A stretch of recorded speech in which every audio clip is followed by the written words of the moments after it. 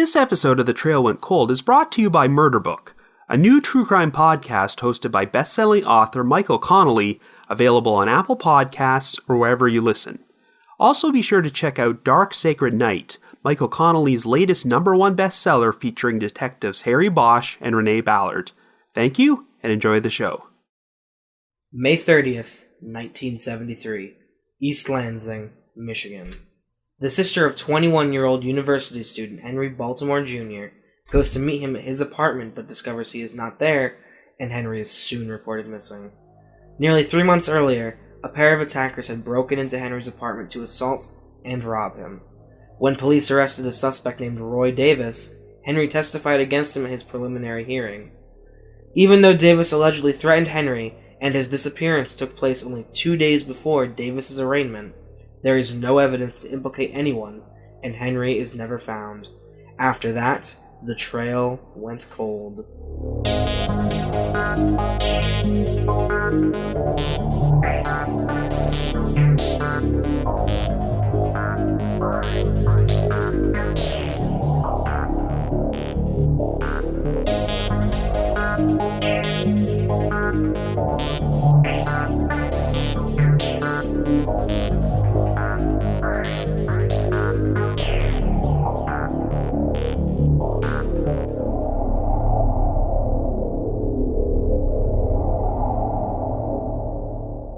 Hello everyone, and welcome to the latest episode of The Trail Went Cold.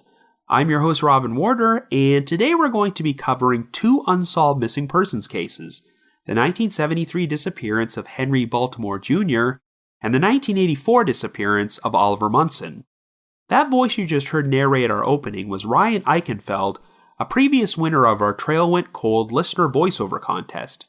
I originally picked Ryan's name as a winner back in October to do some narration on our Halloween episode, but since there were issues with his email, I couldn't get a hold of him until recently, so I thought I'd give him the opportunity to narrate this episode.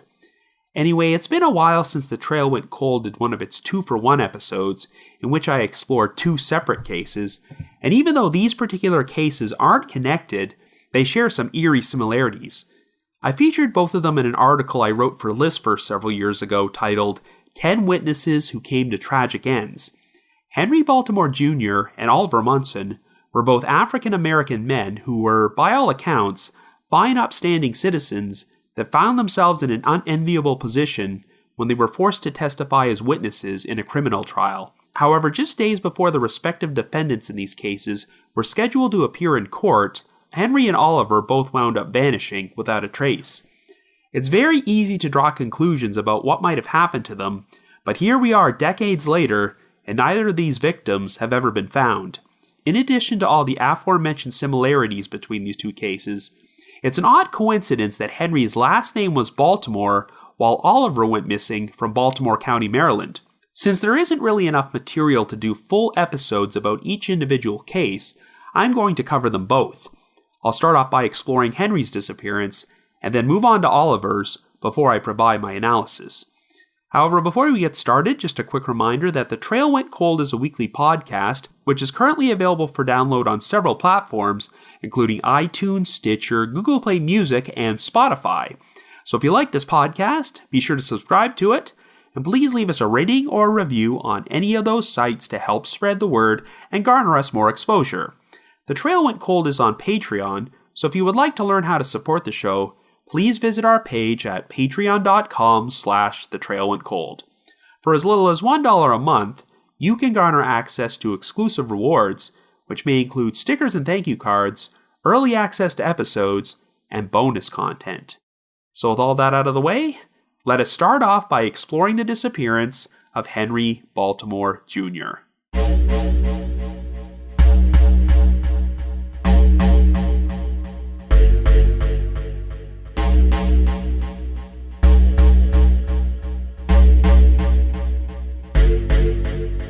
Our first story begins in Michigan in 1973. Our first central figure is 21-year-old Henry Louis Baltimore Jr., who hails from the city of Jackson and is one of 8 children from his parents, Henry Louis Baltimore Sr. and Doris Baltimore. After graduating Parkdale High School, Henry chose to attend Michigan State University and is currently a junior. He is an honors student studying both music and social science with hopes of becoming a social worker. Henry is also considered to be musically talented and is a co-drum major in the university's marching band. While attending MSU, Henry lives in an off-campus apartment in East Lansing with 3 roommates. At this time, his older sister Laurel also happens to be a graduate student at MSU and is working on getting her master's degree. On May 30th, Laurel visited Henry's apartment in order to pick up a final exam paper she had agreed to type for him, but even though his car was still parked outside, Henry was not there, and his car keys, money, and all of his personal belongings were left behind. Later that day, Laurel called up Henry's roommates, who told her that the last time they saw him was at around 10:30 a.m. when he returned to the apartment from a morning class and drove one of them to the library. Since his car was there, Henry had presumably gone back to the apartment at some point, but none of his roommates knew where he was. Well, the due date for Henry's paper soon came and went, and when Laurel still did not hear from him, she became concerned. Laurel subsequently informed their father about Henry's disappearance, and he would contact the police to report him missing. Right from the outset, there was suspicion that this might be connected to Henry's involvement as a witness in a criminal case. On March 3rd, 2 male intruders broke into Henry's apartment while he was home alone, pointed a gun at him, and asked him, quote-unquote, where the dope was stashed. Well, Henry did not have any drugs in his apartment, and when the intruders could not find any, they proceeded to gag Henry, tie him to his bed springs with a telephone cord, and pistol whipped him. The 2 thieves wound up taking off with several items, including $110 in cash, a watch, a golf bag, and some clothing.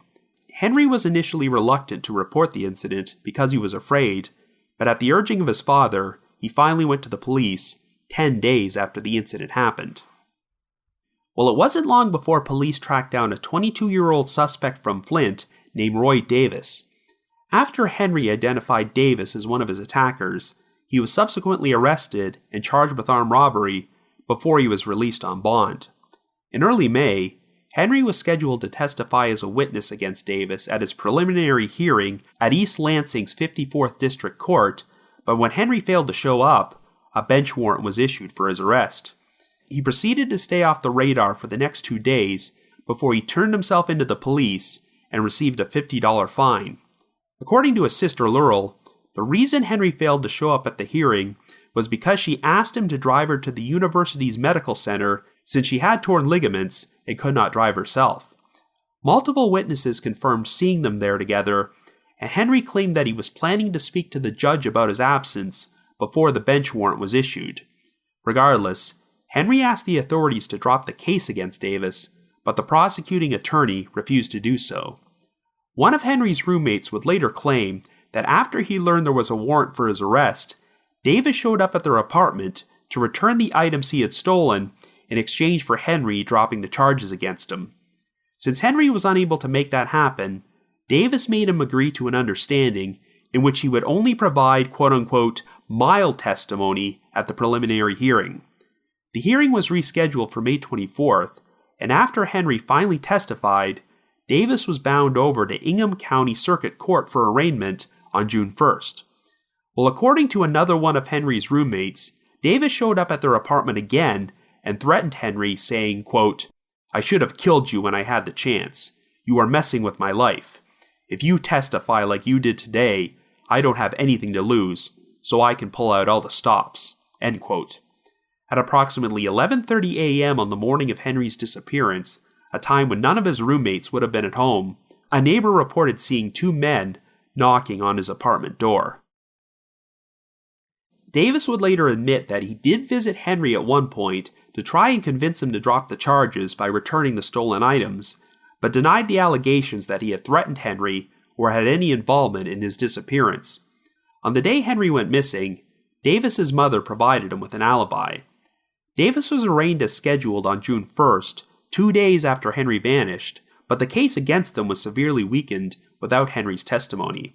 Since Henry could not be located, prosecutors ultimately decided to offer Davis a plea deal in which he would plead guilty to felonious assault with intent to commit robbery and receive a 6-month sentence in the Ingham County Jail. Davis agreed to the deal, served his time, and was released. Police initially suspected that Henry may have gone into hiding to avoid the possibility of having to testify against Davis at a trial, but this made no sense to Henry's family and friends since he had left his car and all of his personal items behind. Even after Davis was locked up, Henry failed to resurface and never contacted his family again, even though he was very close to them. Over the past 4 decades, both of Henry's parents and 2 of his brothers have since passed away, but his remaining siblings are still hoping to find out what happened to him.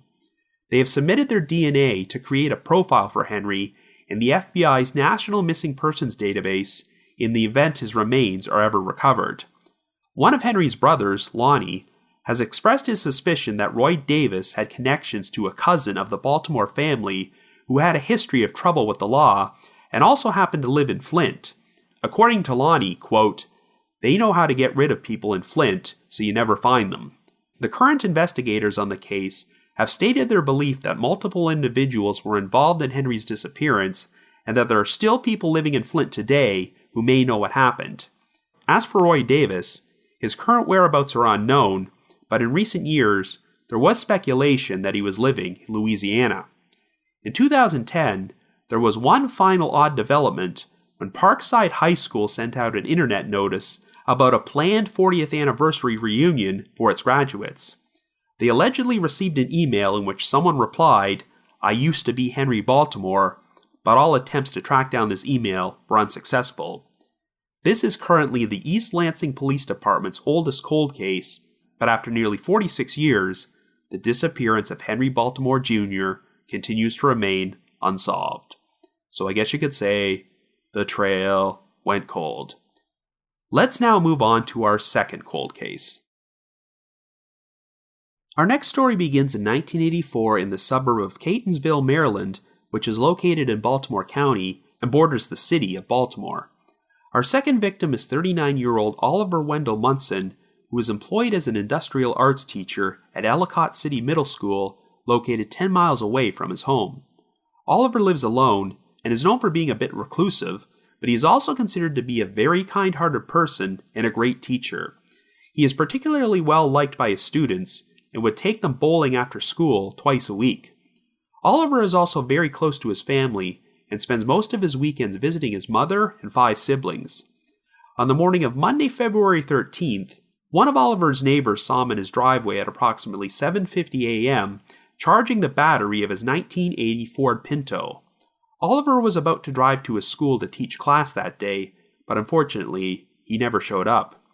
He also never contacted the school to let them know he wasn't coming in, which was very uncharacteristic of him, as he had only missed 4 days of work in 15 years up until this point. After learning of Oliver's absence, his brother, James, kept phoning his house, but received no answer. The following day, James went over to Oliver's residence and saw that neither he nor his vehicle were there, and when Oliver could not be located, he was officially reported missing. On February 16th, Oliver's Ford Pinto was located on Brayside Road, only 2 blocks from his house, and the vehicle's front right tire was flat. This was in the opposite direction of the route Oliver normally drove to work, and since the flat tire did not appear to have a leak, it seemed likely that it had been tampered with. Some of Oliver's personal items were found inside the car, including his lunch bag and school notebooks, but there was no sign of him anywhere. The case took a more unsettling turn on February 27th when a man named Hilton Solomon contacted police to inform them he had found his abandoned car on the edge of Leakin Park in West Baltimore. Solomon also lived in Baltimore County, and 2 weeks earlier, on the very same day Oliver disappeared, he had reported his vehicle stolen. Solomon would find a touring cap inside his car, which resembled the one Oliver had been wearing at the time he went missing. A few days after the vehicle was returned to him, Solomon contacted the police again.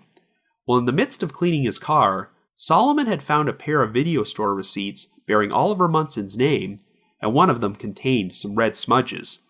When police performed their own search, they found a small, spent-caliber shell casing underneath the right front seat.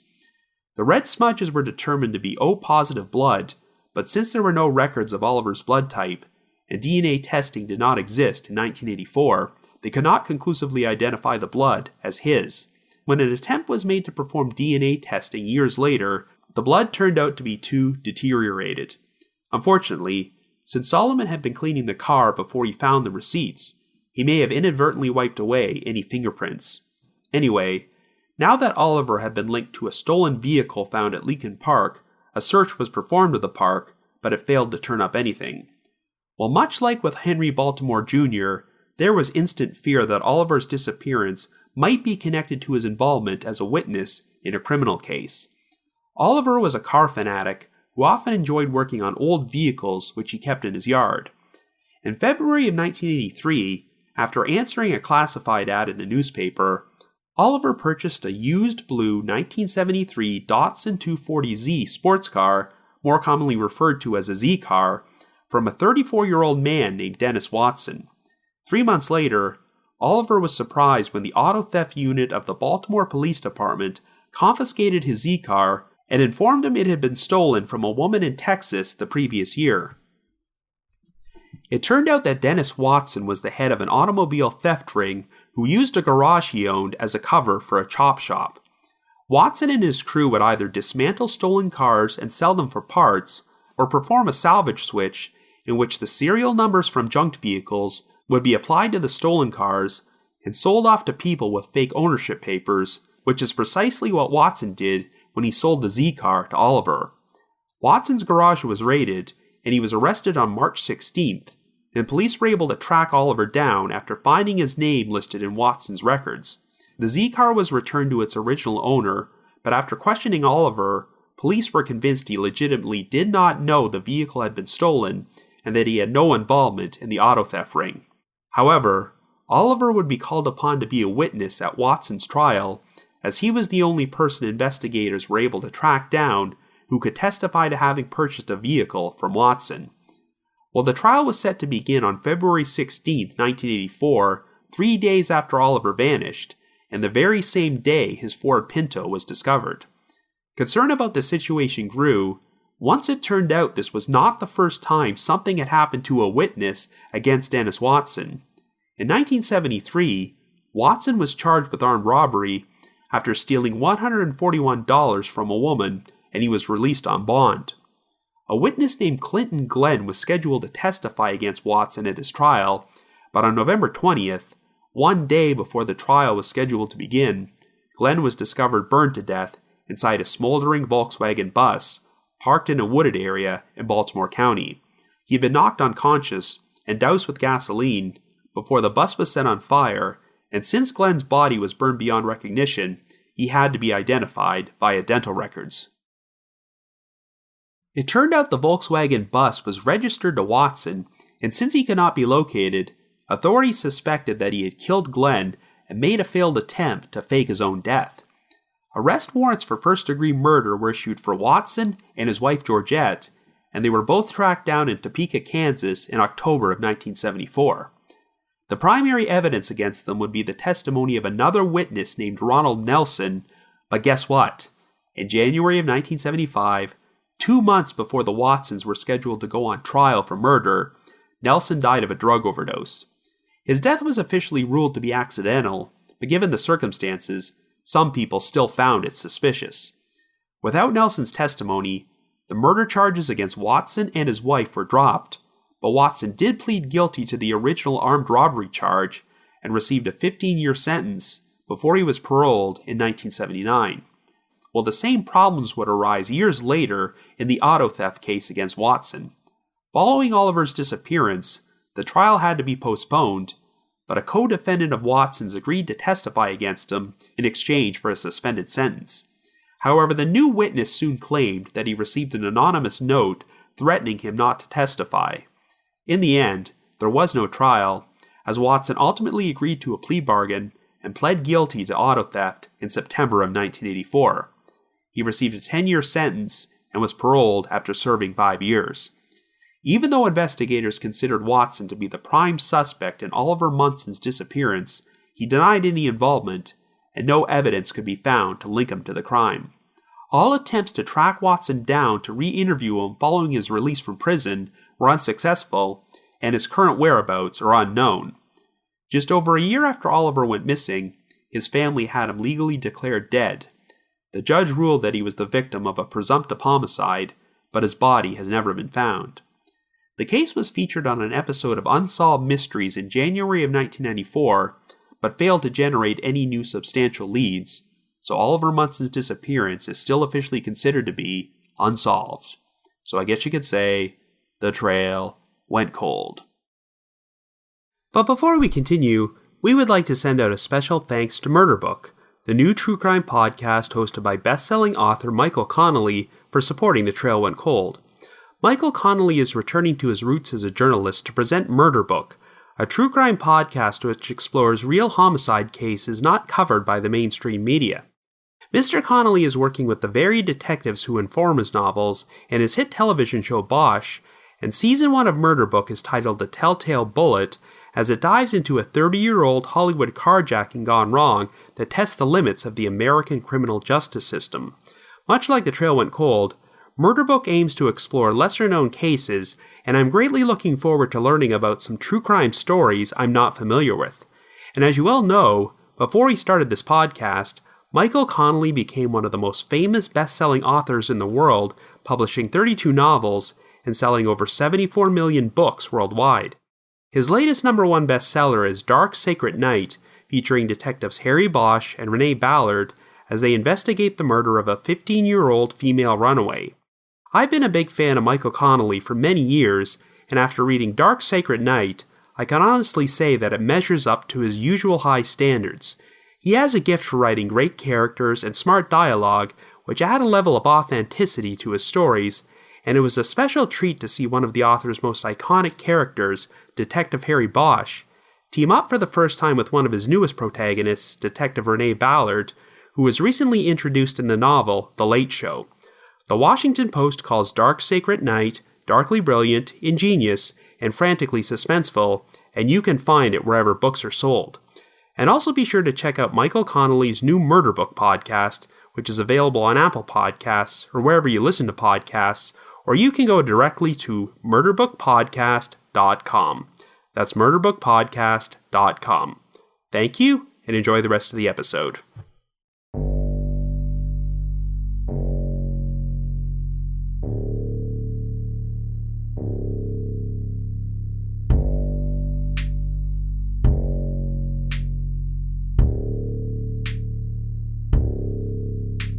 So these are both very sad stories which have a number of similarities to one another, and you have to feel immense sympathy for these two victims, who found themselves in impossible situations.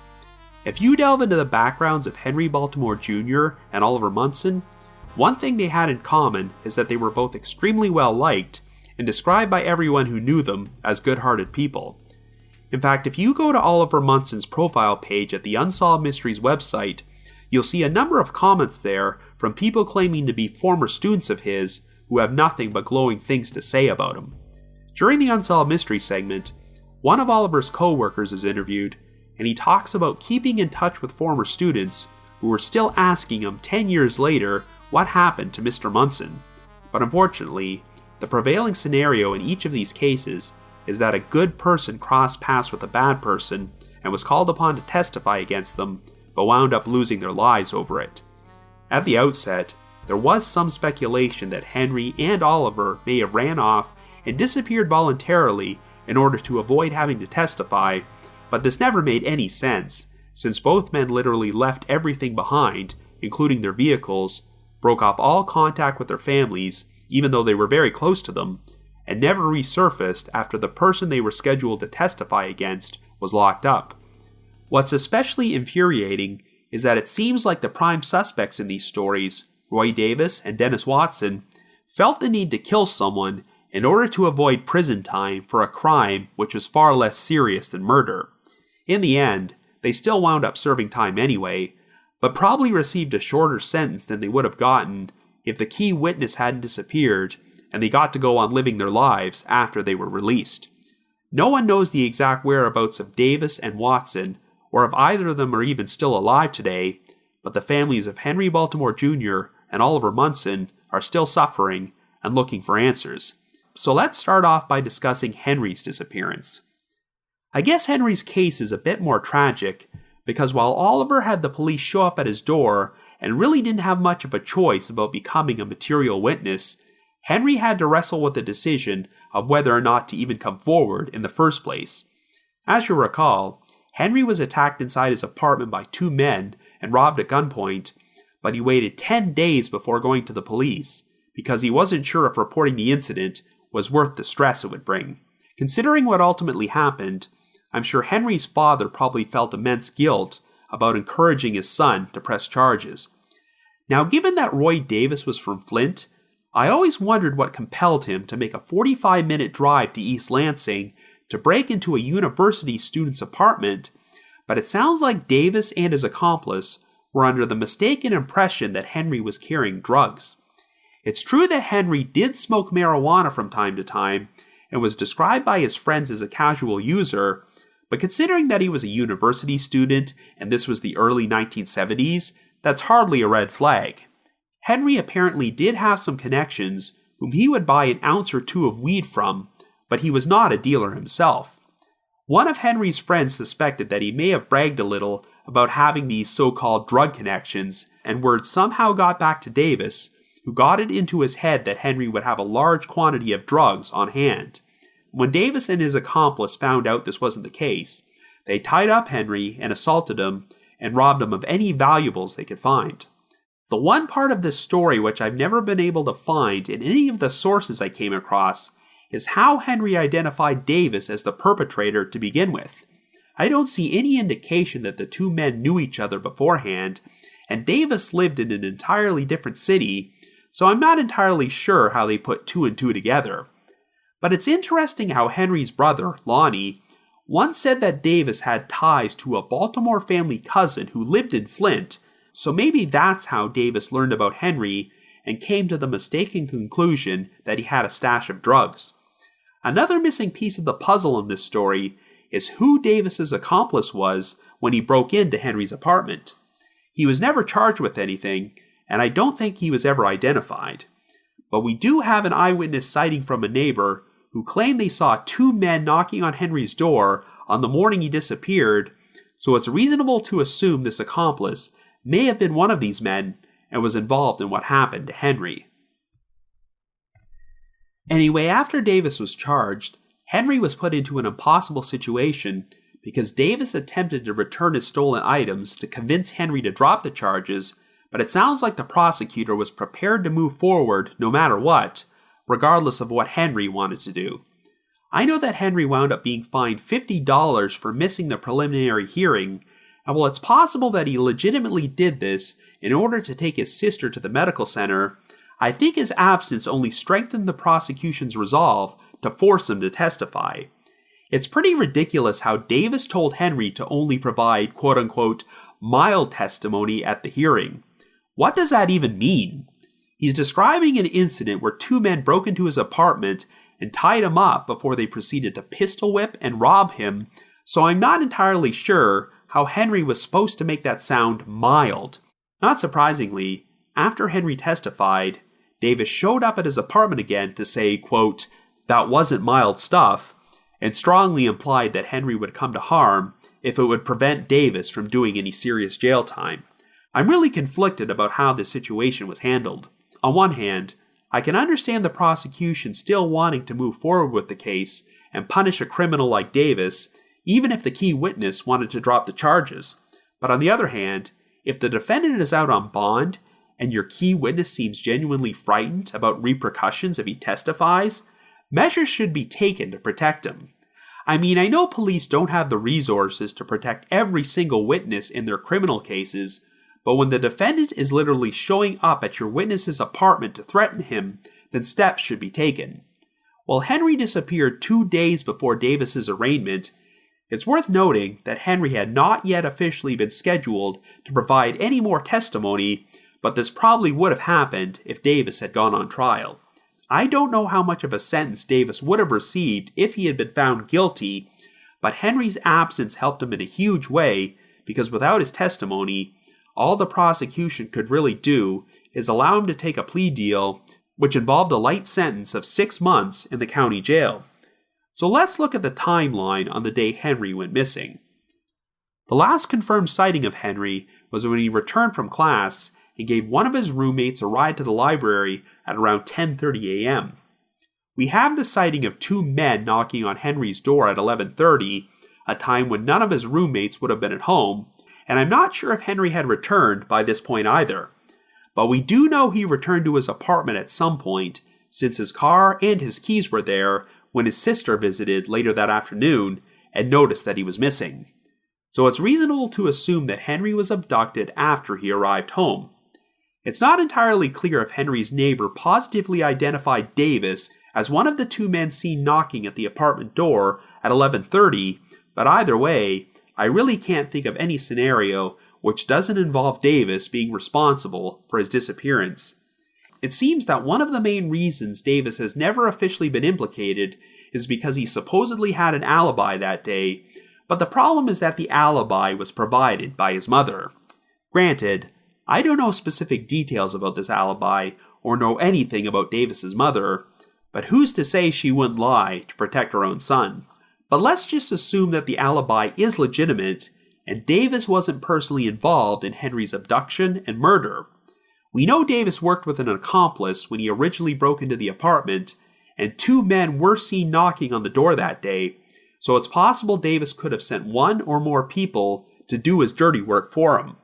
Whoever was actually responsible for Henry's murder, I have to wonder if they ultimately disposed of his body in Flint, because like his brother Lonnie said, they can get rid of people in Flint so that you never find them.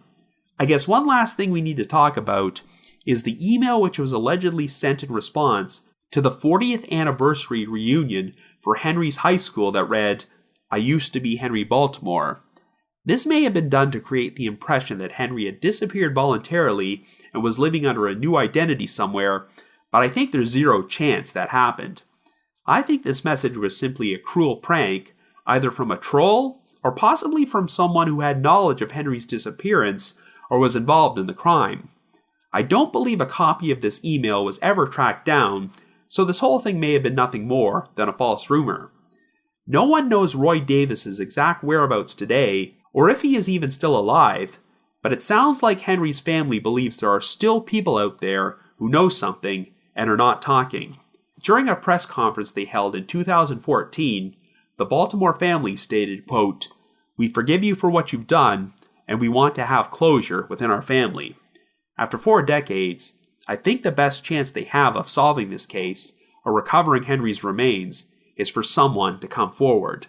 So if you have any information on the disappearance of Henry Baltimore Jr., please contact the East Lansing Police Department at 517-351-4220. That's 517-351-4220. So now let's talk more about the disappearance of Oliver Munson.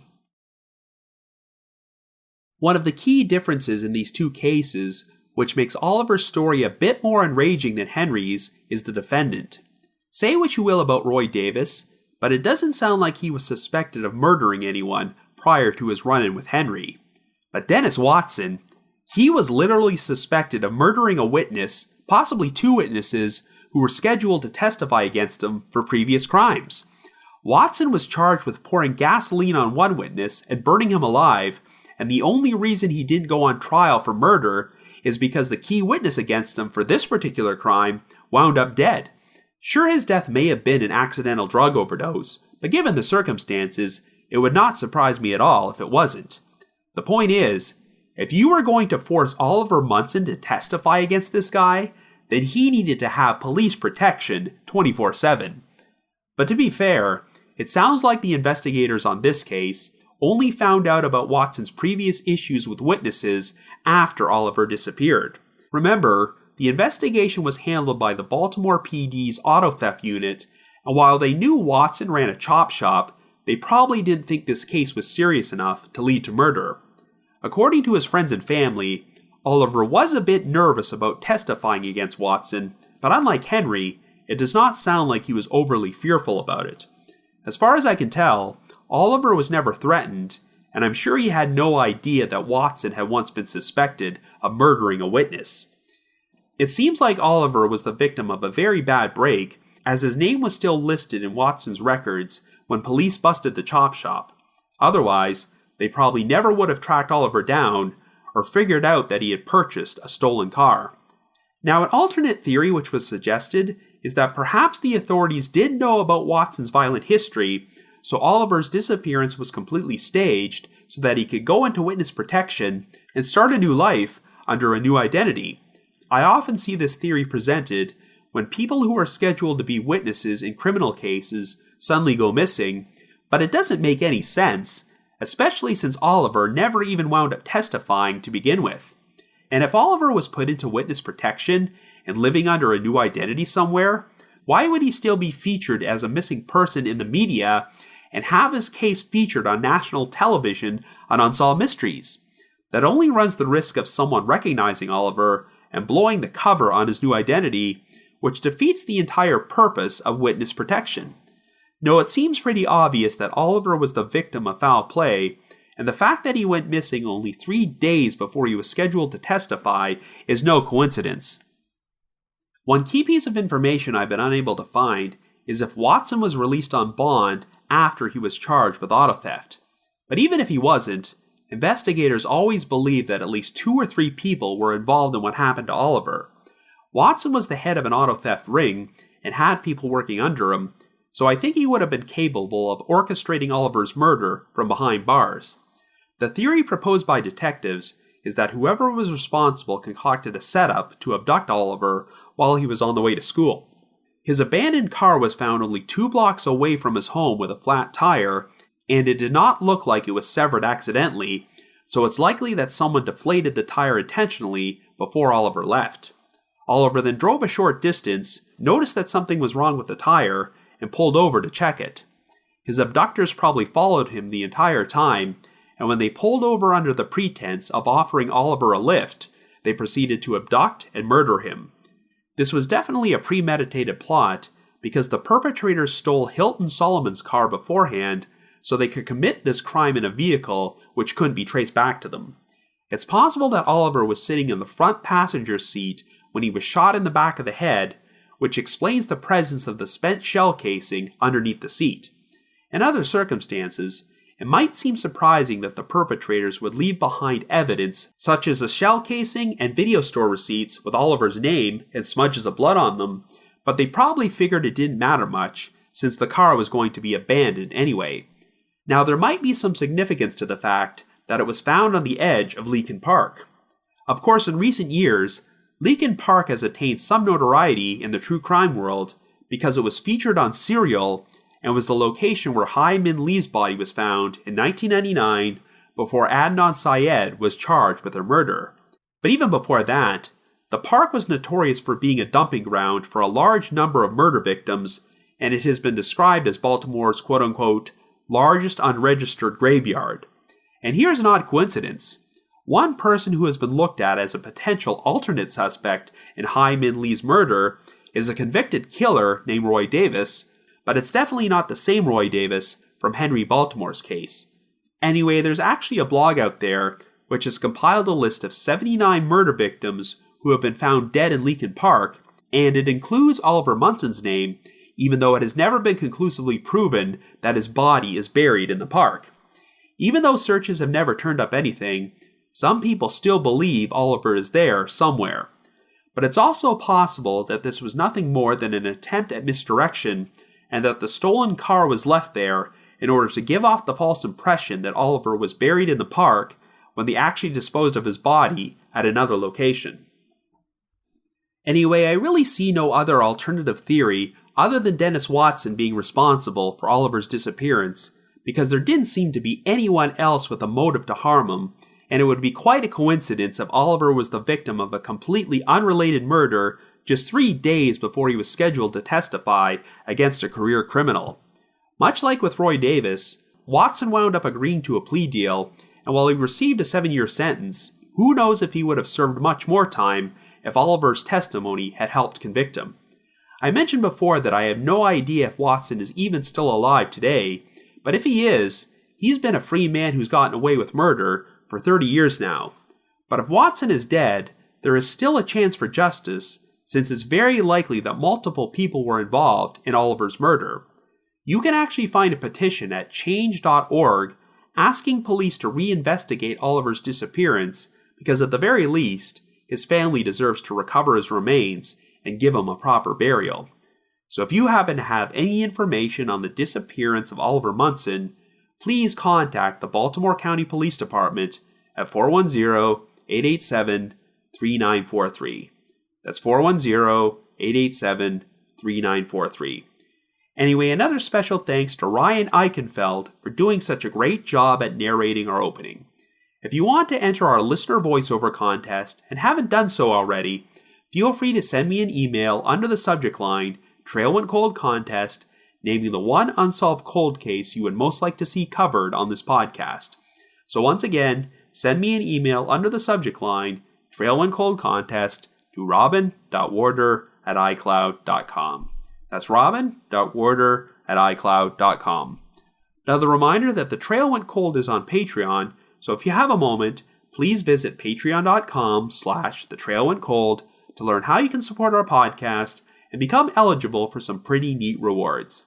We've already produced some exclusive bonus episodes for our patrons in tiers 2 and 3, and last month, to commemorate us recently passing our 3rd anniversary, I released a bonus episode in which I discussed my personal top 10 favorite episodes of The Trail Went Cold and provided some exclusive behind-the-scenes info about how these episodes came about. So to learn more information, feel free to visit our Patreon page.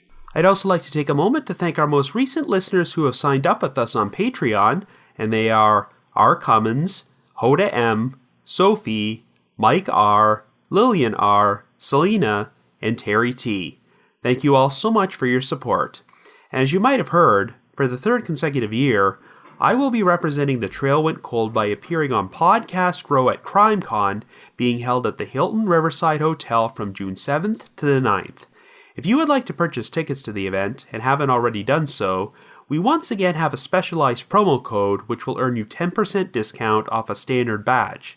So to get 10% off, visit crimecon.com and use the promo code COLD19. That's COLD19. And if that wasn't enough, The Trail Went Cold will also be appearing at the True Crime Podcast Festival being held at the Marriott Downtown Hotel in Chicago on July 13th. So to learn more information about this event, please visit their website at tcpf2019.com. That's tcpf2019.com. I also just wanted to give another shout out to my supporters at the Unsolved Mysteries message board at the Sitcoms Online forum and the Unresolved Mysteries subreddit. Need to provide a big thanks to Miguel Foote, who edits and assembles this podcast together for me, and Vince Nitro, who composes the eerie music you hear on every episode. If you haven't already, you can like us on Facebook, follow us on Twitter, or leave us a rating or review on iTunes, Stitcher, Google Play Music, or Spotify. So have yourself a good week, and join me next Wednesday for another new episode of The Trail Went Cold.